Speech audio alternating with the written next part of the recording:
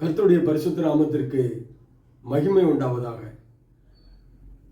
அதிகாலை வெளிச்சம் என்கிற நிகழ்ச்சிக்கு உங்களை அன்போடு அழைக்கிறேன். இந்த மாதத்தின் முதல் நாள். கடந்த மாதம் முழுவதும் கர்த்தர் கனிமணி போல பாதுகாத்து இந்த புதிய மாதத்தின் முதல் நாளிலே அதிகாலை வெளிச்சம் என்கிற வார்த்தையின் மூலமாய் ஆண்டவர் உங்களோடு பேசிக்கொண்டிருக்கிறார்.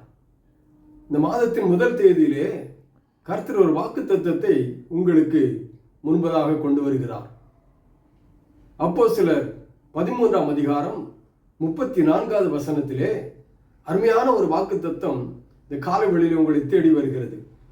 தாவீதுக்கு அருளின நிச்சயமான கிருபைகளை நான் உனக்கு கட்டளையிடுவேன். தாவீதுக்கு அருளின நிச்சயமான கிருபைகளை உங்களுக்கு கட்டளையிடுவேன் என்று ஆண்டவர் வாக்கு கொடுக்கிறார். அருமையான தேவனுடைய ஜனங்களே, 2 நாளாகமம் 6ஆம் அதிகாரம் 42வது வசனத்திலும் தாவீதுக்கு வாக்குத்தத்தம் பண்ணின கிருபைகளை நினைத்தருளும் என்று சொல்லி அங்கே வார்த்தை வருகிறது.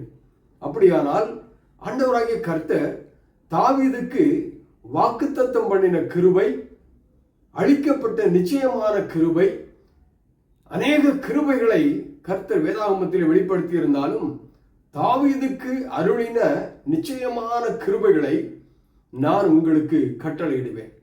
இந்த மாதம் துவக்க நாளிலிருந்து மாதம் முடியும் மட்டும் ஆண்டவர் தாவீதுக்கு எப்படி வாக்குத்தத்தம் பண்ணி கிருபைகளை கொடுத்தாரோ அதுபோல உங்களுக்கும் தம்முடைய கிருபைகளை, அவருடைய கிருபைகளை உங்கள் வாழ்க்கையிலே தேவன் கட்டளையிடுவார்.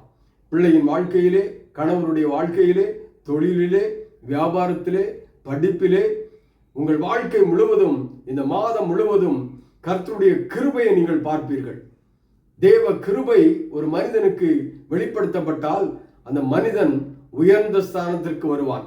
ஒருவேளை நீங்கள் பல யோசனைகளோடு இந்த காலவெளியில் இந்த வார்த்தைகளை கேட்டுக்கொண்டிருக்கலாம். அன்பான தேவ ஜனங்களே, கர்த்தர் இந்த மாதத்திலே உங்களுக்கு கிருபைகளை கட்டளையிடுகிறார்.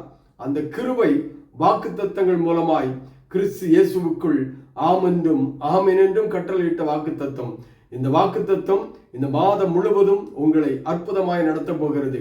இந்த மாதம் முழுவதும் உங்கள் தேவைகளை இந்த கிருபை சந்திக்க போகிறது. இந்த மாதம் முழுவதும் உங்கள் பிரச்சனைகள் மத்தியிலே நீங்கள் இந்த கிருபையை நினைத்து ஆண்டவரை துதிக்க போகிறீர்கள். கர்த்தர் உங்களை ஆசீர்வதிப்பாராக. ஆமென்.